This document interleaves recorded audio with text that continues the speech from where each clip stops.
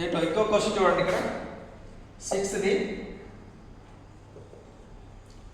evaluate limit x tends to a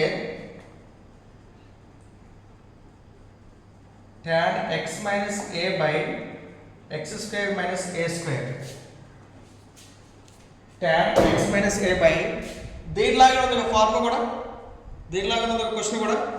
evaluate limit x tends to a tan x minus a by x square minus a square. ఓకేనా?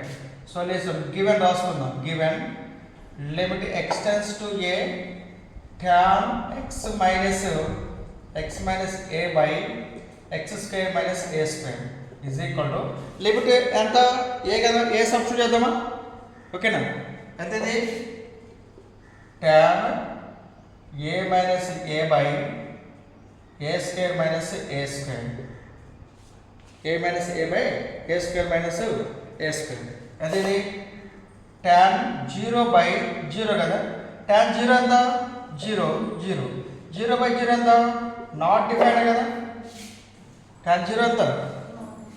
0 by 1 అంటే sin 0 by 0 0 కదా. So not defined. Not defined అయినప్పుడు ఏం చేయాలి మనం దాన్ని?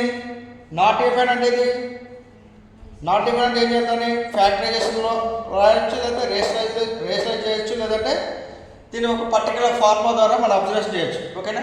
tan x by x ఉంటే మనం ఏం చేసుకోవచ్చు? మనం 1 రాసుకోవచ్చు కదా. ఫార్ములా ఏంటంటే formula limit x tends to 0 tan x by x is equal to 1 కదా. tan x by x is equal to 1. ఇక్కడ ఎంత ఉంది? tan x minus 1 ఉంది కదా. ఇంకేలా రాసుకోవచ్చు? లేదంటే limit x minus a tends to 0 x minus a tends to 0 tan x minus a by x minus a is equal to 1. tan పక్కన ఎంత ఉంది? x minus a ఉంది కాబట్టి ఇక్కడ x minus a ఉంటే గెట్ 1. సో ఇక్కడ కూడా x minus a tends to 0 అన్నమాట. Okay right. అదే పొజిషన్ తీసుకుందాం దీన్ని. ఎంత అవుతుంది? Limit x tends to a, limit x tends to a tan x minus a by x square minus a square ఎంత? x plus a into x minus a రాసుకోవచ్చా? x plus a into x minus a రాసుకోవచ్చా? So therefore limit x tends to a tan x minus a by x minus a into 1 by x plus a. దీన్ని separate దీనికి apply చేశాను. x plus a ని separate చేసి రాశాను. ఇప్పుడు limit దీనికి apply అవుతుంది, లిమిట్ దీనికి కూడా అప్లై అవుతుంది కదా. Limit x tends to a tan x minus a by x minus a into limit x tends to a 1 by x plus a. Okay, దీన్ని ఏం రాసుకోవచ్చు? ఇది x minus a ని x minus a tends to 0 రాసుకోవచ్చు. దీన్ని limit x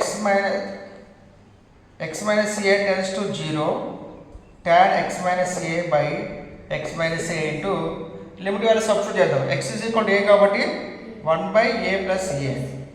దీని answer ఎంత మొత్తం? 1 కదా. 1 into 1 by 2a. So therefore answer అంతా ఇప్పుడు 1 by 2a. ఓకే, దీనిలాగా ఉంది క్వశ్చన్ చూడండి. x minus 1 by x square plus 1 దీన్ని డిరైవ్ చేస్తే సరిపోదు. a square minus b square ఇది కూడా అంతే. x square minus a square x plus a into x minus a formula ద్వారా.